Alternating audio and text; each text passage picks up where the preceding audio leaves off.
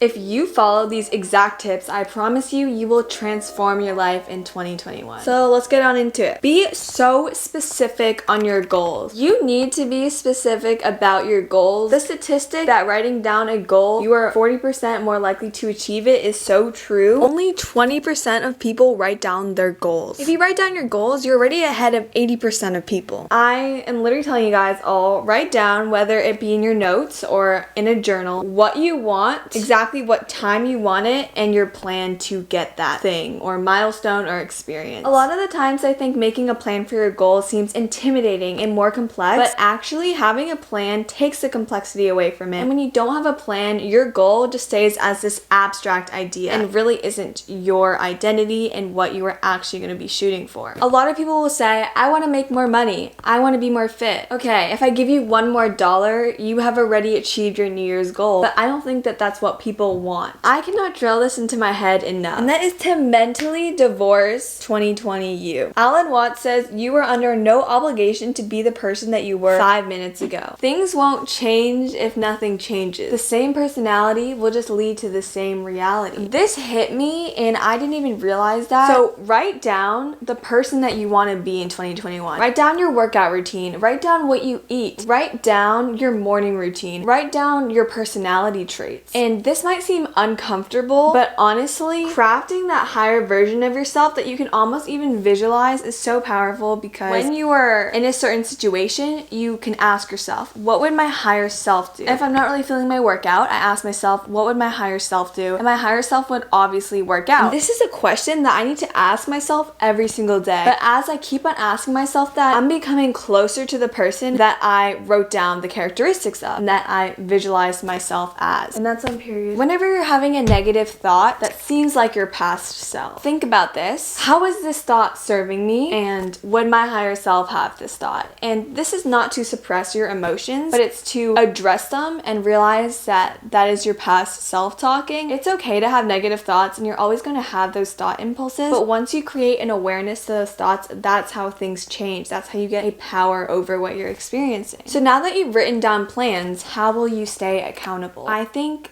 this is a really important step, and a lot of people get it wrong, and I have gotten it wrong literally every single year. So 2021, I'm really going to focus on this one, and that is to be smart about accountability. Pick an accountability partner that actually wants an accountability partner themselves. I know that a lot of people watching, you're similar to my age, you know, maybe like 13 to 17, 12, 11. It is very easy for us to just go to our friends as accountability partners, but make sure the friend that you're going to actually has specific goals of their own and specific plans to achieve it. Because if you go to a friend that thinks that New Year's goals are like BS, maybe they're gonna meet with you and try to keep you accountable, but they're not really going to want to meet with you. Make sure you find someone that has like the same level of intention as you. Try to meet up with them at least once per month. Now that we've touched on the more mindset-based tips, we're gonna get into specific habits that have really changed my life. You're gonna hate me for saying this, but you really do need to start meditating. I really recommend meditating 20 minutes a day, and if you're really busy, meditate an hour per day. Personally, for me, meditation has just made me much more in touch with the present, and also given me an actual deeper perspective on life, that some small little problems really don't mean that much, and it's allowed me to let myself be happy. And meditation builds a daily routine for yourself that is really uplifting and supports the person that you want to be in 2021. It can definitely be hard at first to get into the routine of meditating. It seems like a chore at first. When I first started trying meditation, I was just like, I really don't want to do this. But once you start doing it for a few weeks, a month, you literally feel like you don't want to go without it, because the benefits really start to take place in your life and you will see them, I promise. If you're currently enjoying this video, make sure to subscribe, because I have a ton of videos regarding 2021 coming out, like how I plan my life. You don't want to miss that. Although meditation is important, you guys need to be implementing a workout routine into 2021. Yes, there are physical benefits to working out, but the mental benefits are amazing. You release so many endorphins. I know that when I feel well physically, I just feel well in so many other areas of my life. I think it can be super easy to neglect working out when things get stressful. I know that when I have a lot of schoolwork, I'm just like, I'll skip the workout for today, but I just find that my grades are actually higher when I'm working out. I'm doing better on YouTube when I'm working out. That is a priority. Next tip is to find a organization system and note system that works well for you. So I have a planner for 2021, and recently